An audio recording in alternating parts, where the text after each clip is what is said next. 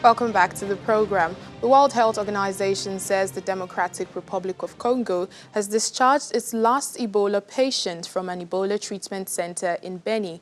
With this latest development, a 42-day observation period will now begin before they can declare the end of the Ebola outbreak in the country. That is, if there are no new cases diagnosed. The health organization and partners have been combating the disease for the last 19 months. Speaking to the media at the United Nations in Geneva, Dr. Ibrahima Sose Fall, Assistant Director General of the Emergency Response for the World Health Organization, says the health workers and other responders have sacrificed a lot to get to this point.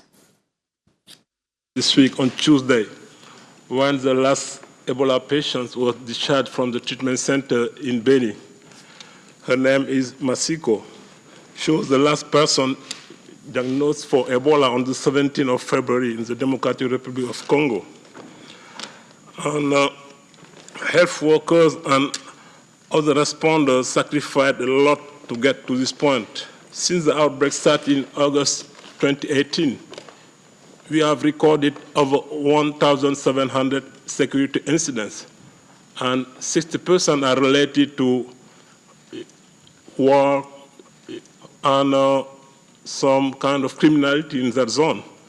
And we have recorded 420 attacks on healthcare and health personnel, resulting into 11 deaths and 86 injuries among the health workers and patients. The outbreak is not over. As you might be aware, WHO recommends waiting for 2 full incubation periods, that's 42 days, after the last person tested negative a second time before declaring the end of the outbreak. We must stay in active response mode to get us over the finish line.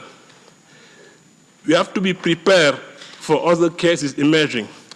It's a very real risk. You might remember that during the outbreak in West Africa, after the declaration of the end of the outbreak, we have had some flare-ups in Guinea, Liberia, and Sierra Leone. Well, in Niger, a number of soldiers have been injured after Boko Haram militants stormed an army base in the southeastern region. This is the first of such incidents in weeks. Local media reports that heavily armed militants arrived in vehicles and attacked the base in the village of Chetima Wangu in Difa region. Boko Haram has targeted the area for the past 5 years. The insurgency began 11 years ago, but was initially confined to Nigeria before spreading to neighboring countries. In the months since Sierra Leone's largest iron ore mine laid off almost all its workers, the once bustling town of Lunsar has emptied out and its remaining residents struggle to get by without the industry on which most depended. Let's take a look at the story of a 35-year-old Abdullahi Bangura, who, like his father, has spent much of his adult life working at the Marampa mine. After Sierra Leone's biggest iron ore mine abruptly closed, the residents of Lunsar have struggled to make a living and fear their home is becoming a ghost town. Maramba is the heart of the once bustling town of Lunsar. When I was working, I can able to save. But now, what I'm doing now, I can't save. But 5 months after Sierra Leone's biggest iron ore mine abruptly closed and residents fear Lunsar is at risk of dying. Abdullahi Bungara is one of the 1,700 employees, or nearly 5% of Lunsar's population, who lost their jobs. People who are living in the mining areas, all their hope is on mining. Most of them cannot even embark on agriculture. They just depend on mining. So if that mining closes, it's really difficult for the people now.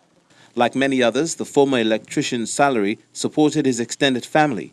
Now he says he's struggling to get by, victim of an acrimonious dispute between President Julius Maada Bio and international iron miners. Sierra Leone's government has ignored international court orders to reinstate the concession. It denies it was not paying what it owed. Sheikh Umar Kamara is the Director of Community Relations and Development. Everything is going to be dead. Buildings are going to be dilapidated. People are going to move out.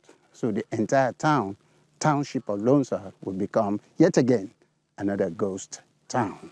So as someone from Lunsar, this hurts. That process has already begun. Only a few stalls are open at Lunsar's market, and shop owners, taxi drivers and traders say business has dried up. As for Bungaura, he's one of the lucky ones. He's got a small plot on which to scrape out a living, growing vegetables to feed his family. He's even rented out some of the land to his former co-workers as they wait for word on the fate of the mine. By becoming a farmer, Bungaura has found a way to survive, but he fears there will be no future for his family if Lunsar fades away.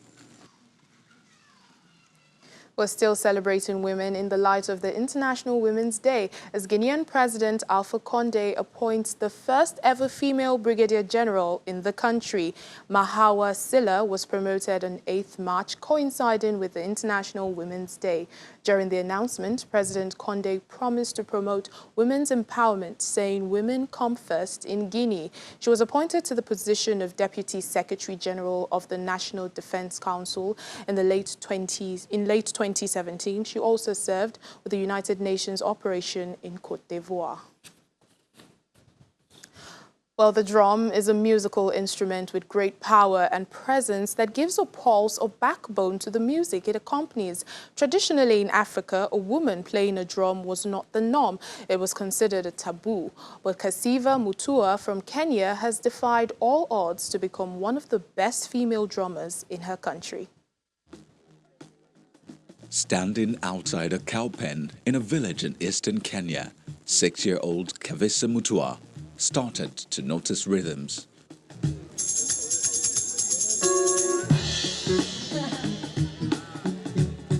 Mutua, now 31, knew since then that she had a special relationship with sound and tempo.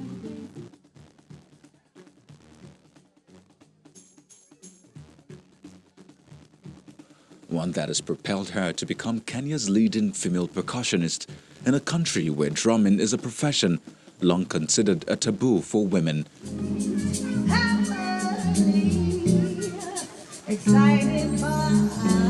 Performing gigs in Nairobi was challenging, as most of the men who dominated the industry offered little support, a situation that forced her to create an identity by coining her name. I'm a percussionist, but in certain places, you have to place that name female percussionist for emphasis. Like for example, when you're posting anything online, hashtag female percussionist, so that it's sort of like a tag, and it's sort of become like a title.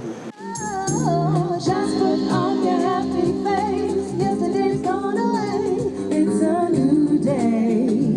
It's a good day. Good day. It's a new day. She persisted, finding success through international gigs. In 2016, she toured Europe with the Nile Project, a collective of musicians from countries that feed into or lie along the world's longest river. And despite her success, she felt lonely in her role as a Kenyan woman drummer. And so she decided to start an all-female percussion group called Motra, which is modern and traditional rhythms. Shift mikono hivi. Yes.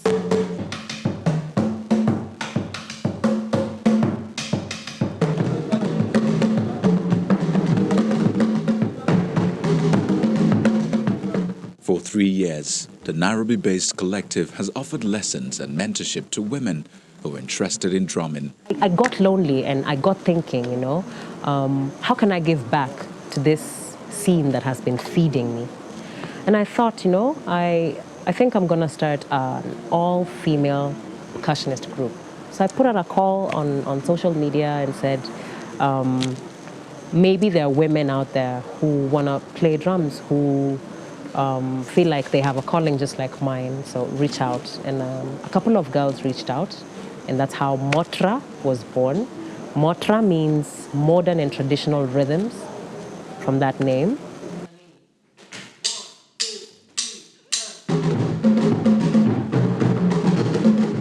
Group member Evelyn Gitina says she had been searching for something like Motra for a long time. Well, that's it on the program today. Thank you so much for watching. I'm Layo Adegoke. Bye for now.